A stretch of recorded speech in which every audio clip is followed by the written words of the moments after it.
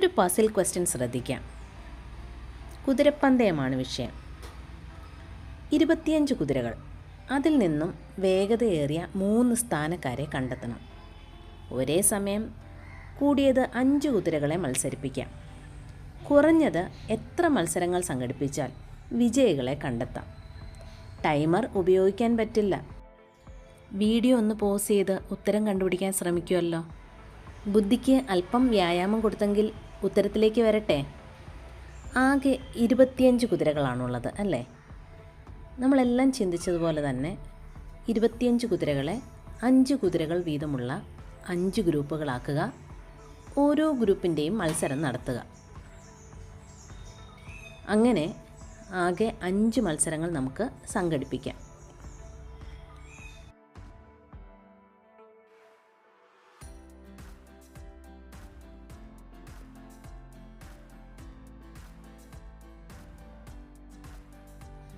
ഓരോ മത്സരത്തിലെയും 1-ാം സ്ഥാനക്കാരെ 1-ാമത്തെ വരിയിലും 2-ാം സ്ഥാനക്കാരെ 2-ാമത്തെ വരിയിലും 3-ാം സ്ഥാനക്കാരെ 3-ാമത്തെ വരിയിലും അങ്ങനെ നിരത്തി നിർത്തുക.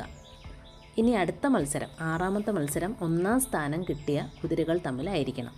അങ്ങനെ ഒരു 6-ാമത്തെ മത്സരവും നമുക്ക് സംഘടിപ്പിക്കാം. ഇതിൽ വിജയിയാകുന്ന കുതിരയാണ് ഏറ്റവും വേഗതയേറിയ കുതിര. കിട്ടിയ സ്ഥാനങ്ങളുടെ അടിസ്ഥാനത്തിൽ കുതിരകളെ നിരത്തി നിർത്തിയാൽ ഏറ്റവും ആദ്യത്തെ കുതിരയെ വേഗതയേറിയ കുതിരയായി തിരഞ്ഞെടുത്ത് മാറ്റി നിർത്താം. 1-ാം സ്ഥാനം ആ കുതിരയ്ക്കായിരിക്കും. ഇനി എലിമിനേഷനാണ്. 2-ാം സ്ഥാനത്തിനും 3-ാം സ്ഥാനത്തിനും മത്സരിക്കുന്നത് ആരൊക്കെ എന്ന് നോക്കാം. 1-ാമത്തെ നിരയിൽ 4-ഉം 5-ഉം സ്ഥാനം കിട്ടിയ കുതിരകളെ ഒഴിവാക്കാം.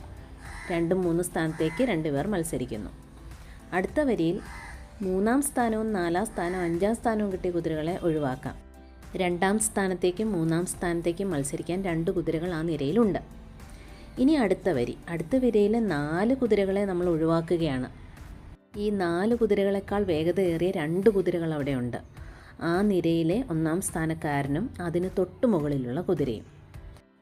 ഇനി 4-ാമത്തെ നിരയിലെയും 5-ാമത്തെ നിരയിലെയും മുഴുവൻ കുതിരകളെ ഒഴിവാക്കാം. 6-ാമത്തെ മത്സരത്തിലെ 4-ാം സ്ഥാനക്കാരനേക്കാൾ വേഗത കുറഞ്ഞ കുതിരകളാണ് അവയെല്ലാം. ഇങ്ങനെ ഇത്രയും കുതിരകളെ എലിമിനേറ്റ് ചെയ്ത് കഴിഞ്ഞാൽ 2-ാം സ്ഥാനത്തിനും 3-ാം സ്ഥാനത്തിനും വേണ്ടി മത്സരിക്കുന്ന കുതിരകൾ ഏതൊക്കെ എന്ന് നോക്കാം. 1, 2, 3, 4, 5 കുതിരകളുണ്ട്. നമുക്കൊരു മത്സരവും കൂടി സംഘടിപ്പിക്കാം. അതിൽ 1-ാം സ്ഥാനവും 2-ാം സ്ഥാനവും കിട്ടുന്ന കുതിരകളായിരിക്കും 25 കുതിരകളിൽ 2-ാം സ്ഥാനവും 3-ാം സ്ഥാനവും നേടുന്ന കുതിരകൾ.